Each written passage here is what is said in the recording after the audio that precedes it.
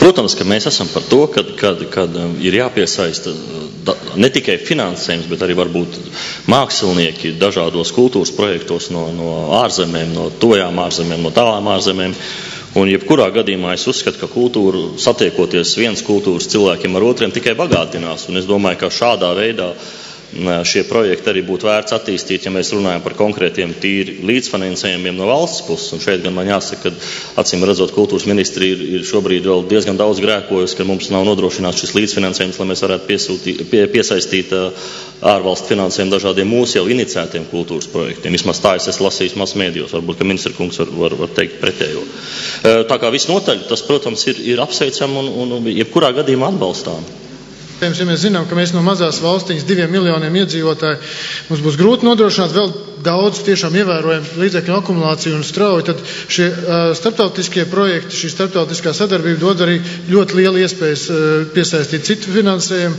Un es domāju, ka šobrīd kultūra ir tā eksporta prece un tas visaugstākais līmenis, kas ir paraugs visām citām nozarēm, ka Latvija var un Latvija var ļoti daudz ko izdarīt. Un kultūra ir tiešām tas, ar ko mēs stabili, droši varam lepoties visas pasaules mērogā, par to mūs abrīno. Ja tas būs izglītībā, ja tas būs ekonomikā un finansēs, tad mēs tiešām būsim izcila valsts.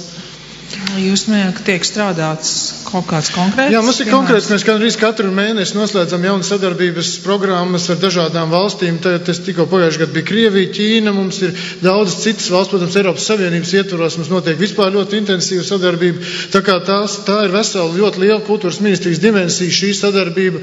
Mūsu iestādes, mūsu institūcijas ar mūsu kultūras ministrijas atbalstu dodās visos virzienos, gan Krievijā Nacionālais teātris, tūlītās Jaunais Rīgas teātris Krievijā, Nacionālais simfoniskais orķestris Eiropas turnejā, valsts koris Ņujorkā, un tā šobrīd tas ir tas, kas notiek šīs dienās. Tā kā faktiski tā ir viss, un tas viss top ar kultūras ministrijas atbalstu. Tā ir tā mūsu sadarbība. Ne tikai ministrija, bet arī kultūras iestādes un mūsu mākslinieckie kolektīvi un kori un teātri, tāpat arī izstādes un tēlotāju mākslu. Viņi ir ļoti atpazīstami jau tagad pasaulē, un tā ir liela nozīme arī veiksmīgā Nacionālās UNESCO komisijas darbam. Tieši vakar mēs komisijā vēl sākam virzīt jauno likuma projektu par Nacionālo komisiju UNESCO mūsu valsts. Tā kā viņiem arī daudzam UNESCO komisijas pārstāvi ir atbildīgos posteņos. Tagad UNESCO organizācijā un sakari paplašinās un arī savstarpējās ietekmes paplašinās ar mūsu kaimiņu valstīm, ar visu šo reģionu.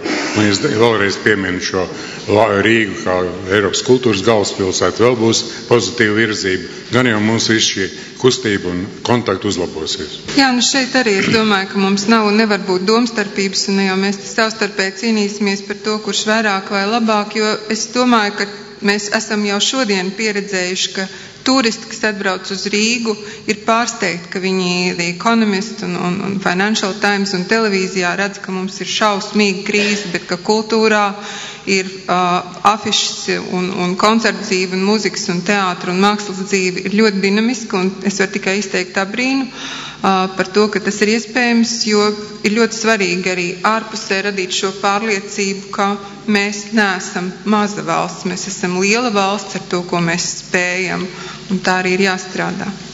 Es domāju, ka mūsu izpildītāja māksla, tēlotāja māksla patiešām ir ļoti labi pārstāvēta un notiek procesi, gan valsts atbalstīt, gan dažādi Eiropas projekti ietvaros, bet varbūt mazāk šobrīd ir iespējas kultūras mantojumam, jo kultūras mantojuma prezentācija ir diemžēl dārgākā vēstures izstādes veidošana, lai mēs varētu vairāk pastāstīt par mūsu tautu un mūsu pagātni citiem pasaulē. Bet tiešām turisti atbrauc uz Latviju, viņi mums dažkārt iznāca runāt, ka viņi saka tā, patiešām viņi ir patīkami pārsteigti par Rīgu un Latviju kā par tādu eiropeisku pilsētu.